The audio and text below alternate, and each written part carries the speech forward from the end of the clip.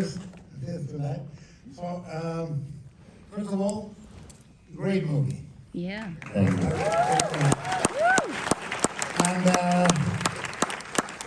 not to reminisce, but we know each other how long now? 15, 20? Yeah. And we developed a movie together at Warner's, The Witches, the Roald Dahl movie, which didn't get made. It never got made. It was amazing because Guillermo wrote the script and Alfonso was producing with you. Yeah. And it was the best schooling you could ever have creatively as a filmmaker. And we met Tom Cruise introduced us. Tom Cruise introduced us. That's how we know each other. Yeah. and you were so excited. Yeah. I was so excited to meet you. Yeah. And we spent all night at this dinner in Melbourne, Australia, talking. Yeah. And Guillermo is much more polite than I am. And you turned to Tom halfway through the dinner and said, "I must apologize, I'm monopolizing all of Michael's time." Yes. And Tom was like, "Are you kidding me? This is fucking fantastic." Yes, and I think, if I remember, we were talking and you were so nice, so happy, and I said to you, Hollywood is a 24-hour buffet of disappointment. So I was thrilled because obviously I was meeting Guillermo and I was a huge fan of his work. And I was saying, you know, like, I'm just starting, you know, to work with Hollywood, and you're already in Hollywood, and I'm his kid from Australia, and you're from Mexico. Like, how amazing is this? And Guillermo just looked at me. I don't know what you were working on at the time. Yes. Guillermo just said, deadpan, "Hollywood is a 24-hour buffet of disappointment." And my entire experience of working in Hollywood, that rings in my head all the time. Well, the reality is that it is and it isn't, depending on where you are in the merry-go-round. But it's interesting that from the start, you wanted to do things your way. You know, there's Australian minimalism that George Miller, you, and Baz Luhrmann have. Minute and almost imperceptible, like Ozu light, yeah. But you always wanted, I mean, when we developed The Witches, we had so much fun. We developed a whole look, a whole style. When you developed BFG, another Roald Dahl, Yeah. you know, and you always had this almost unsustainable desire to have a pitch like this. I think that for some people, the greatest showman on earth is a religion at this point. You know, some people really adore it the way one would expect a musical to be adored. And I think you both do one of the great musicals, and you deconstruct part of it. Tell me a little bit, because you must have learned a lot out of Showman. Yeah. This film is definitely lessons learned on Showman, no question.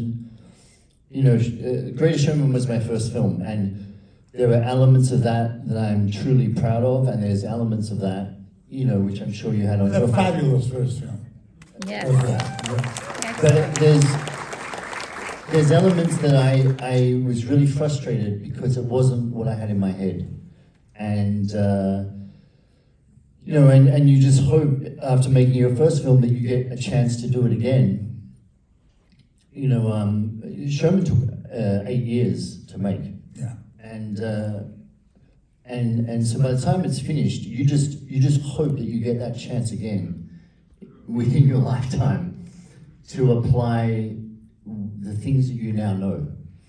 And this took 6 years to make. Yeah. And there's, you know, just as a filmmaker, there's things in this that I'm very proud are things that I learned when I was doing Showman, and I swore to myself, if I ever got the chance to make another film, that I would get these things right. And so it's very satisfying to watch that progression. And by no means there was another whole group of lessons during this film that I learned. Yeah, but emotionally, I mean, look, the movie is extremely nimble. It can go from a huge set piece to an incredibly intimate moment within seconds. And they both land. What is surprising about this movie is the tonal shifts that come fast, furiously, one after the other, and it all lands. You know, that is so beautiful and nimble. The imagery is never anything but ambitious and precise, because you can see ambitious and misguided, and then you see ambitious and precise. His crash into the water and the image of the paparazzi floating from the water, everything makes emotional sense. And in that is sort of a voice-over, is also visually his mind. Yeah. Did you know you were trying to do this from the beginning? Yeah, I think that trying to frame the film with a unique way into it with the monkey. So with a musical, you're already in a place of heightened reality, meaning we don't walk down the street and just burst into song. Yeah. So you set that contract with the audience and they will go with you for the rest of the film. Yes. Then add a monkey on top of it. you're I remake all my movies with a monkey. So The Shape of Monkey. So then, once you add a monkey on top of it, you're in even more heightened reality. Of course. And the wonderful thing about that, because I'll take your word for it. the wonderful thing about that is I knew I wanted to explore both Robbie Williams' external life and his internal life. Mm-hmm. And once you start exploring his internal life, it is the world of imagination. And so you can step between reality at a very heightened reality and imagination underwater, which is all what's going on in his mind as he's unraveling.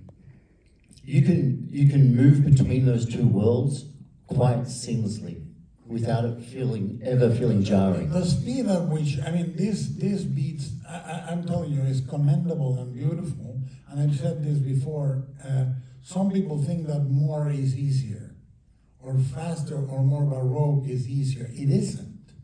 Compositionally, it's extremely hard.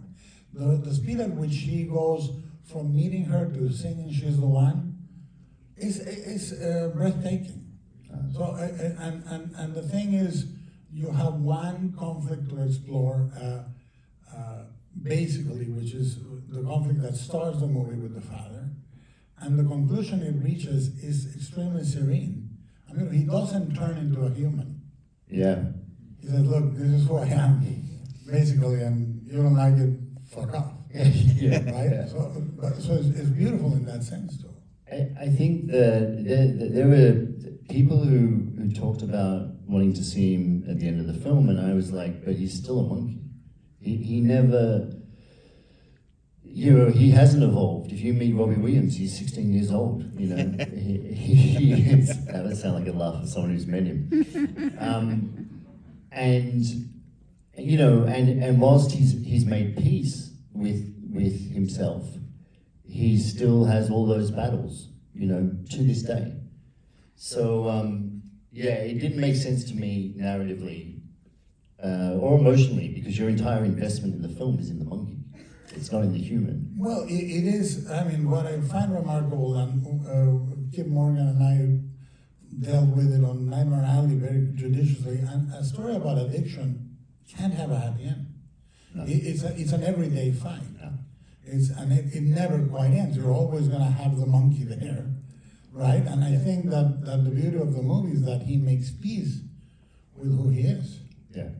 Not included, but saliently that. Right? Yeah, exactly. So there are moments in which the addiction, one of the things addiction movies don't show is how good it feels. Yeah. And I think it's important morally and ethically that the movie shows not only the moments where he's down and crying, the moments where he's high and flying. Yeah. And it takes you there. Yeah, it's, this whole film was based on a year and a half of sitting and talking with Rob and just recording those conversations. and some of the voiceovers are actually taken from those recordings. Conversation. Yeah, and they were really hard to replicate. You know, when you then piece it together as a narrative, you want these joining statements. But every time I tried to record them with him, they just felt scripted, because all the other moments are so conversational, and he just went. He really went to those dark places, and he really went to those joyous places, and I'm a big believer that you feel the light so much more when you go to the dark. I mean, you do that masterfully. I think most people that are functional do that. No, but a lot of it gets, you know, a lot of it often gets, the darkness gets sanitized, you know. Mm-hmm. But you know, the other thing that, I mean, this is unofficially the year of the musical. Yeah. There are at least 4 musicals. Mia Perez is extraordinary. Yeah. I've seen that film now 4 times. But what I like, if you take a musical in its most classical form, the moments, the songs come out of moments that emotionally need to exist for the characters to express themselves, not just declare to the audience the I am or I want song, or it's not by the numbers. It's meant to come out of an emotion. Yeah. So I always say that you sing when words no longer suffice. So if you cannot express it in any other way, you go for it. You break into song, which tends to be, in an operatic sense, at emotional low points and emotional high points. Yes. And so the narrative should always be either taking you up to that moment where you break into song, or taking you down into a moment of despair where the only way you can say what is going on inside you is to sing. And the beautiful thing about musicals, or the power, I think, of musicals, like Shakespeare with soliloquy, is you can really sing about what's going on inside you. You can actually sing about your feelings, which you can't do if it's just straight talking. Yes. And so you get a shorthand into what's going on for someone in their internal life. Shorthand and clarity. And clarity, yeah. Yeah. Because lyrics, I mean, Paul Williams once said beautifully, he says, lyrics have a clarity that is not poetry and is not dialogue, but expresses exactly the sentiment that you need. And in this regard, I think that you know, you can see the evolution of the musical. You can see, you know, George Stevens shooting it very contemplative, beautiful, almost like comedy, slapstick, beautiful, white frame, or, you know, Stanley Donen soaring on its own. You know, recently with West Side Story, the camera danced with the musical numbers. What did you or did you not study of these classical forms into approaching the movie? So Bob Fosse's a massive influence, like Jazz and all that jazz. All that jazz, very all that jazz, yeah. But also he would choreograph the camera in such a beautiful way. And on Showman, Ashley Wallen, the choreographer, who also choreographed this film, would put his hands on the shoulder of the Steadicam operator, because we'd want the Steadicam operator on this count of the song to be here, and on that count of the song to be here. And the whole choreography was designed around that angle and this angle. And at the end of Showman, I said to Ashley, you're gonna have to just learn to camera operate. Yes. And that's what he did for Better Man. For days. So that alone is an evolution. Yeah, so Ashley, the choreographer, is also credited as the camera operator. Wow. That is so Incredible. Because it's all to count, those camera moves.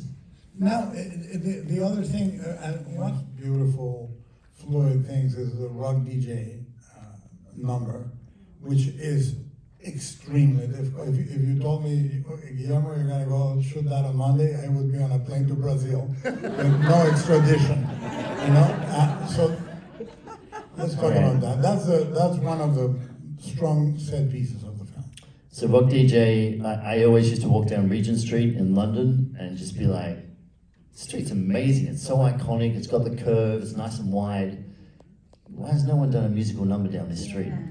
It's just calling out for a musical number. And then I learned the reason why.